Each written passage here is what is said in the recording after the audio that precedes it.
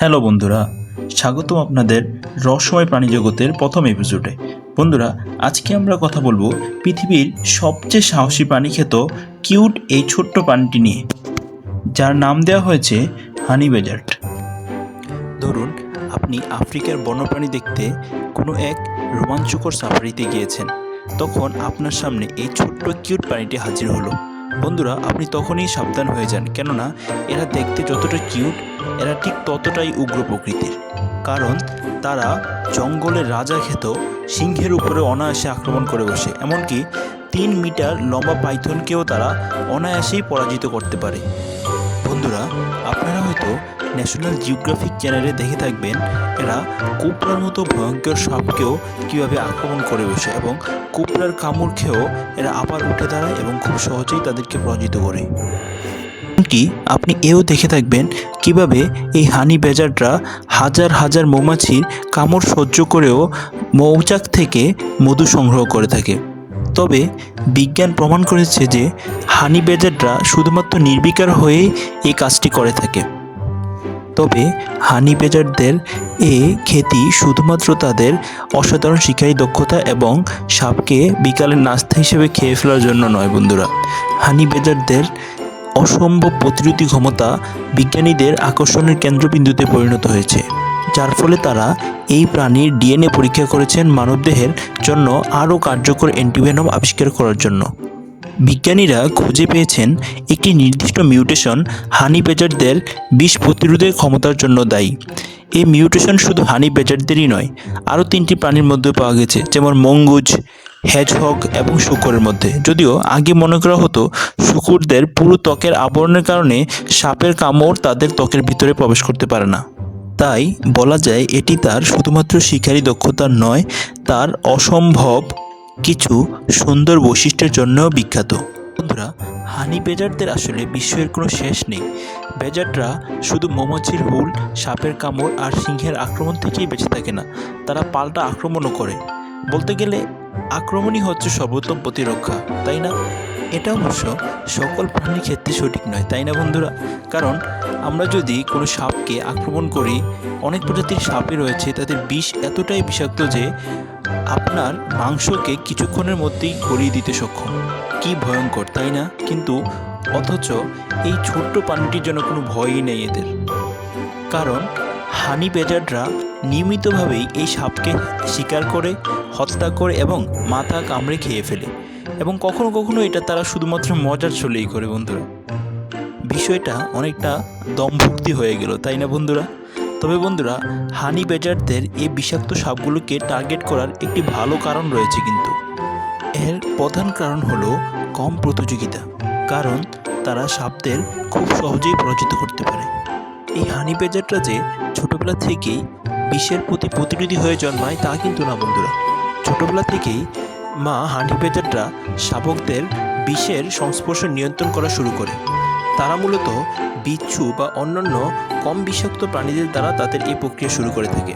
বন্ধুরা, বিষাক্ত পোকামাকড় এবং সাপ যে তাদের প্রতিরোধ ব্যবস্থা শক্তিশালী করতে সাহায্য করে শুধু তা নয়, কিন্তু এগুলো কিন্তু তাদের মাংসের অন্যতম প্রধান উৎস। এই হানি ব্যাজার্ডদের খাদ্যের 20%-এরও বেশি সাপ দ্বারা গঠিত। সাপ শিকার যে হানি ব্যাজার্ডরা শুধুমাত্র তৃষ্ণা বা ক্ষুধা থেকে করে তা কিন্তু নয়, বরং সাপগুলোকে এই হানি ব্যাজার্ডরা সহজ শিকার বলে মনে করে। তারা সহজেই ধরা পড়ে, বিশেষ করে যখন তাদের প্রধান প্রতিরক্ষা ব্যাজার্ডদের প্রতিরোধ ক্ষমতা এবং পুরু ত্বকের কাছে অসহায় হয়ে পড়ে। এখন তাদের এই পুরু ত্বক বা মোটা ত্বক নিয়ে বলতে গেলে অনেকেই বলে, তাহলে হানি ব্যাজার্ডরা কি বুলেট প্রুফ? অনেকেই বলে থাকেন যে হানি ব্যাজার্ডরা আসলে বুলেট প্রুফ। সত্য হলো, বিবর্তন ব্যাজার্ডকে এমন একটি ত্বক দিয়েছে যা অত্যন্ত পুরু। এটি একাধিক বিভিন্ন আঘাত, তীর, এমনকি বর্ষার আঘাতও সহ্য করতে পারে। তবে ভানবান রিজভির বইয়ে তিনি উল্লেখ করেন যে ব্যাজার্ডদের শুধুমাত্র একটি ক্লাব অথবা সরাসরি মাথায় গুলি করে মারা যেতে পারে। যাই হোক, তারা হয়তো পুরোপুরি বুলেট প্রুফ নয়, কিন্তু আমরা আসলে এই সুন্দর প্রাণীটিকে কেন মারব, তাই না? তবে এই 2 থেকে 3 ফুট লম্বা এবং 30 পাউন্ডের কম ওজনের এই ছোট্ট প্রাণীগুলো যে পৃথিবীর সবচেয়ে অহংকারী প্রাণী, সে ব্যাপারে নিশ্চয়ই এখন আপনার কোনো সন্দেহ নেই, তাই না? তবে আপনাকে আরও একটি মজার জিনিস বলি, সেটা হচ্ছে এই প্রাণীটি গিনেস বুক অফ ওয়ার্ল্ড রেকর্ডে শিরোনাম হয়েছে শুধুমাত্র তার সাহসিকতার জন্য।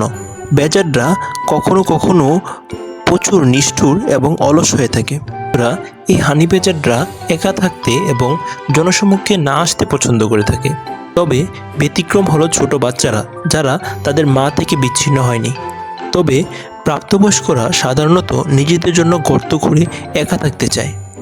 তবে ইন্টারেস্টিং বিষয় হচ্ছে, যখন তাদের বিছানা নিজে বানানোর মেজাজে থাকে না, তখন কিন্তু তারা এই নিয়ম মানে না।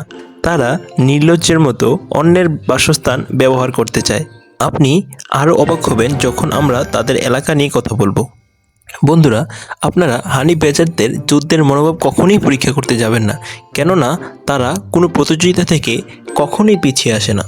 তাই হানি ব্যাজারদের এলাকায় প্রবেশ করে নিশ্চয়ই এমন একটি যুদ্ধ বাঁধতে চাইবেন না আপনি, যেটি আপনি হেরে যাবেন নিশ্চিন্তে, তাই না? বন্ধুরা, বড় শিকার আক্রমণের সময় হানি ব্যাজারদের প্রথম চাল কি জানেন? তা হলো শিকারের পুরুষত্বকে ছিনিয়ে নেওয়া। শিকারের অঙ্গচ্ছেদ করার পাশাপাশি এই ব্যাজারদের মধুর প্রতি তীব্র আকর্ষণ রয়েছে, এজন্যই হয়তো তাদের নাম হানি ব্যাজার্ড রাখা হয়েছে। বন্ধুরা, প্রকৃতপক্ষে হানি ব্যাজারদের নাম কিন্তু ব্যাজার্ড নয়, তাদের আসল নাম হলো ম্যালিভুরা ক্যাপেন্সিস, যা ল্যাটিন ভাষার শব্দ, তার অর্থ বোঝায় গুহার মধুখাদক। তারা মেলি ভ্যানোরাই গণের একমাত্র প্রাণী, যা মস্তেলিডাই পরিবারের উপগণ। তবে আপনি জানেন কি তারা কাদের সাথে পরিবার ভাগ করে?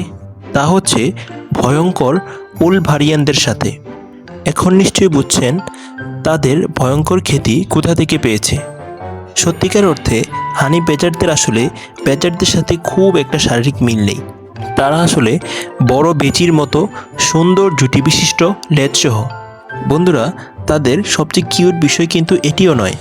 হানি ব্যাজারদের বিশ্বাস করা হয় যে তারা মধু গাইড পাখির সাথে দল বেঁধে মৌচাক খুঁজে বেড়ায় এবং সেই মৌচাককে ধ্বংস করে লাবড়া খায়, এবং হানি ব্যাজারটা নিশ্চিত করে যে তারা তাদের ছোট গাইডদের জন্য কিছু মধু রেখে যায়। তবে 200 বছরেরও বেশি সময় ধরে গবেষণা সত্ত্বেও এবং ব্যাজারদের অযত্নের বিষয়ে আমাদের ভালো ধারণা থাকা সত্ত্বেও বন্যপ্রাণীতে এই জয় জয় সম্পর্কের কোনো প্রমাণ আসলে আজও সায়েন্টিফিক্যালি পাওয়া যায়নি। হানি ব্যাজাররা মধু খোঁজার সময় এক বিশেষ প্রকার আচরণ করে। বিজ্ঞানীরা বিশ্বাস করেন যে তারা মৌচাকে আক্রমণ করার সময় একটি বিশ্রী গন্ধযুক্ত তরল ছেড়ে দেয়, যা তাদের লেজের নিচে অবস্থিত একটি বিশেষ গ্রন্থি থেকে নিঃসৃত হয়। এই গন্ধ এতটাই দুর্গন্ধযুক্ত যে এটি মৌমাছিদের তাদের মৌচাক থেকে তাড়িয়ে দেয়। তবে হানি ব্যাজাররা সাধারণত এই গন্ধ তাদের এলাকা চিহ্নিত করার জন্য ব্যবহার করে থাকে। তবে সত্যটা হলো, যদিও হানি ব্যাজারদের মিষ্টির প্রতি বিশেষ আকর্ষণ আছে, তাদের খাদ্য তালিকা মূলত নির্ভর করে ছোট স্তন্যপায়ী প্রাণী, পাখি, পোকামাকড় এবং এমনকি বেরি ও কিছু রসালো ফলে। সর্বভোগ প্রাণীদের মধ্যে হানি ব্যাজার হলো সবচেয়ে অল্প খাদকদের মধ্যে অন্যতম। তারা কি খায় বা কিভাবে খায় তা নিয়ে যেন তাদের কোনো মাথা ব্যথাই নেই। হানি ব্যাজার সাধারণত নিজের জন্য শিকার করে বেশিরভাগ সময়ই, তবে সুযোগ পেলে তারা অন্য মাংসাশী প্রাণীদের খাবার চুরি করতে এবং বড় প্রাণীর মৃতদেহ থেকে খাবার সংগ্রহ করতেও দ্বিধাবোধ করে না। বন্ধুরা, বছরের পর বছর ধরে হানি ব্যাজার ও বিষাক্ত সাপের মধ্যে বিবর্তনের এক নৃত্য চলতেছে, আর এই সময়ে হানি ব্যাজাররা পৃথিবীর সবচেয়ে মারাত্মক কামড়ের বিরুদ্ধে প্রতিরোধ ক্ষমতা অর্জন করতে সমর্থ হয়েছে। তাদের অত্যন্ত পুরুত্বক ম্যাচেটির আঘাতও সহ্য করতে পারে। বন্ধুরা, তারা কিন্তু পাল্টা আঘাত করারও ক্ষমতা রাখে। তাদের শক্তিশালী দাঁত দিয়ে একটি কচ্ছপের খোলস পর্যন্ত ভেঙে ফেলা যেতে পারে। বন্ধুরা, তাদের ত্বক কিন্তু খুবই ঢিলা, যা শিকারীর শক্ত আঁকড়া থেকে পালিয়ে যাওয়ার সময় বেশ কাজে লাগে। শিকারীর আক্রমণের বিরুদ্ধে প্রতিরোধ করতে করতেই তারা পালিয়ে যায়। কি অসাধারণ, তাই না? তবে বন্ধুরা, বছরের পর বছর ধরে বিবর্তন ও শারীরিক অভিযোজনের মাধ্যমে হানি ব্যাজার বন্য প্রকৃতির সবচেয়ে ভয়ঙ্কর শাসকগুলোর বিরুদ্ধে প্রায় প্রতিরোধী হয়ে উঠেছে। তারা অমর বা বুলেট প্রুফ কিনা তা নিয়ে হয়তো বিতর্ক থাকতে পারে, তবে তারা অবশ্যই তাদের প্রাপ্য মনোযোগ ও খ্যাতি পেয়েছে, তাই না? তাই যদি আপনি কখনো এই সাফারিতে যাওয়ার সিদ্ধান্ত নেন, তাহলে আপনি কি মনে করেন, আপনি জিতবেন নাকি এই হানি বেজাররা? আসলে বন্ধুরা, হার জিত বড় বিষয় না, বিষয় হলো আমরা আসলে কেনই বা তাদের সাথে যুদ্ধ করতে যাব, তাই না? আশা করি পুরো এপিসোডটি আপনাদের অত্যন্ত আকর্ষণীয় লেগেছে এবং এই হানি বেজারটাও অত্যন্ত একটি আকর্ষণীয় প্রাণী, তাই না? আমি জানি না বন্ধুরা, আপনাদের এই হানি বেজারদের কোন বিষয়টি সবচেয়ে বেশি আকর্ষণীয় মনে হয়েছে বন্ধুরা, তবে আমার কাছে সবগুলা বিষয় অত্যন্ত আকর্ষণীয় মনে হয়েছে।